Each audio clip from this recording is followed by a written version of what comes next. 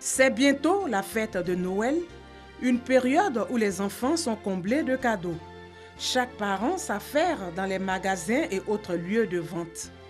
Rosine est à la recherche d'un jouet, un présent qu'elle compte offrir à son fils de 6 ans pendant la fête de Noël. Dans la nuit du 24 au 25 à 5 h du matin, tu fais l'effort de te réveiller pendant que l'enfant dort et de déposer le cadeau au chevet de son lit.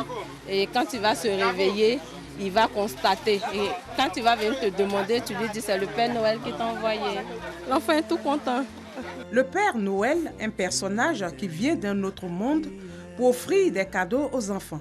La magie du Père Noël, une histoire qui se transmet de génération en génération. Papa Noël va envoyer mon cadeau le 25. Le jour où Papa Noël m'a donné le vélo. Mais le Père Noël qui descend du ciel avec des cadeaux, beaucoup n'y croient plus. Les enfants d'aujourd'hui, c'est les enfants des NTIC, donc ils savent déjà que le Père Noël n'existe pas et tout ça. Donc bon, c'est des stratégies que chaque parent met en œuvre. L'esprit est toujours là parce qu'on sait que c'est Noël et tout ça, ils sont contents, il y aura des cadeaux, mais bon, le Père Noël disant que bon, ils n'y croient plus trop. Nos enfants savent que c'est nous qui nous débrouillons et nous leur apportons quelque chose. Maintenant, à la manifestation, on remet cela au Père Noël pour juste égayer les enfants. Noël est une fête de famille. Toute la famille se retrouve. Et petit à petit, à l'intérieur de la famille, l'enfant a pris beaucoup d'importance.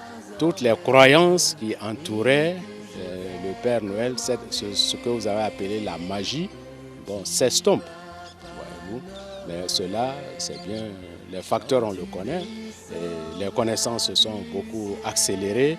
Et puis, bon, surtout leur diffusion, leur diffusion large, donc plus ou moins on est au courant. Il n'y a que vraiment quelques enfants qui croient encore que le Père Noël est descendu avec leurs cadeaux.